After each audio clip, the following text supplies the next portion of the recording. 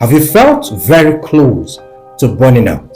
Have you felt like you're losing your usual speed, that is your light of speed? For all intents and purposes, you felt you couldn't take it anymore.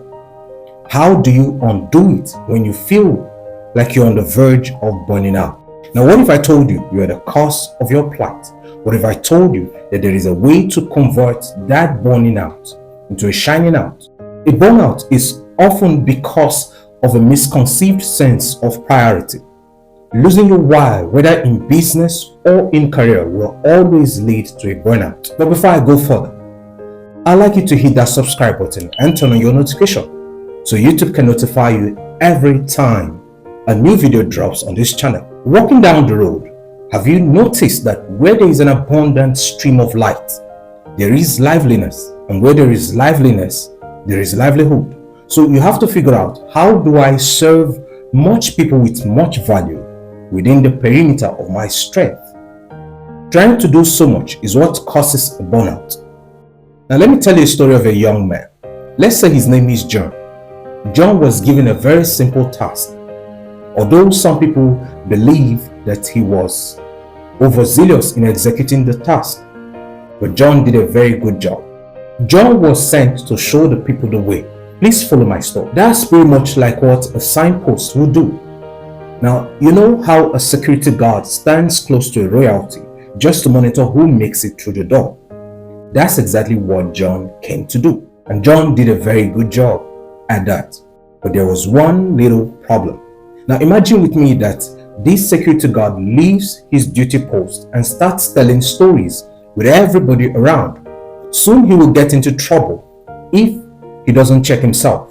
Well, John got into trouble. From John chapter 1 verse 6 and 7, John was sent to bear witness of the light so that all men through him might believe. In other words, he was to preach faith and repentance. So when he preached in Luke chapter 3, and a crowd of people came to him to be baptized, which was a sign of repentance. When this crowd came to him to be baptized, John said to them, "You brood of vipers, who has warned you to flee from the wrath that is to come?" Now, excuse me, what are you saying, sir? Your job is actually to warn them to flee from the wrath that is to come. So why are you asking that question? Why are you asking them who has warned you? Isn't that your job? Now, as though the people ignored that question, they asked him, "What shall we do?" Now hear the response of John. He said, "Anyone who has 2 shirts, let him share with the one who has none." So he left preaching the faith and repentance which he was supposed to preach, and he started preaching prosperity. That wasn't a good thing. After that day, Herod, whom John had repeatedly reproved, took him off the street and threw him into prison. Then Jesus came into the public light and didn't even make a move to release John from prison. It was then that John began to question if Jesus was the right one. That clearly was a sign of burnout. Now remember that John had said that the one who sent him gave him a sign, that upon whom he sees the Spirit light upon, that is the Messiah. John had a sign already, but he lost it because of a burnout. Now all of this will appear that John was not focused on his mission, even though at some point he might have left his mission. But here is John's scorecard, which Jesus himself testified. John was the lamp that kept on burning and shining to show the way, and you were willing for a while to delight, sun yourselves in his light.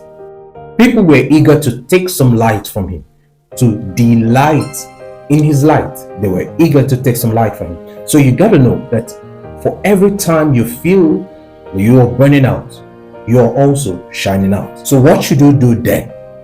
Now this is the first thing you must do. Change your perspective. In a bustling world where deadlines loom and pressure mounts, keeping your work engagement optimal is a perpetual challenge. So there is a risk of burning out.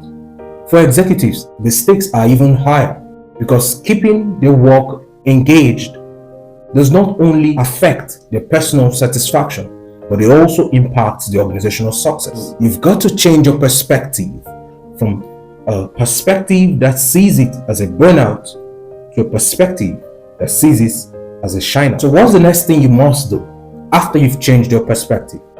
Adopt the practice of making high-value decisions.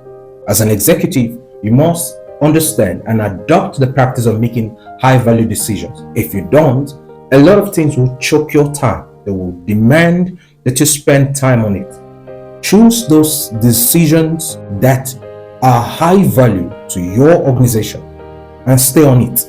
You don't want to meddle with every form of decision making that goes on in your organization. Choose only high value decisions and stay there. Making high value decisions is what will keep you and your team winning always. Now, what's the third thing you must do? The third thing you must do is to manage your time effectively. Although I don't believe in the concept of time management, for the simple reason that you can't save time. However, you can invest your time today by doing the things that will give you great returns tomorrow. But if you can manage your time effectively, spend your time doing those things that will give you optimal results tomorrow, then you are free from burnout. Business executives juggle a lot of responsibilities, requiring them to make decisions between what is urgent and what is important. Keep a calendar of what is important and what is urgent, and spend your time only on these.